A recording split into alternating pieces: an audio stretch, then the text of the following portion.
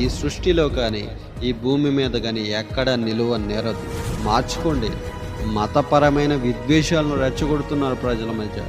మతపరమైన భావోద్వేగాలకు ఆజ్యం పోస్తున్నారు మీరు. మేము మాట్లాడలేక కాదు, మేము చేవి చేతగాక కాదు. ఆల్రెడీ చెప్పాను నేను. మా దేవుని మాటలు లేదా మా దేవుని ఆజ్ఞను గైకున్న మేము దాన్ని అనుసరించే వాళ్ళగా సమాధానం పరచడానికే చూస్తున్నాం, సంధి చేయడానికే చూస్తున్నాం.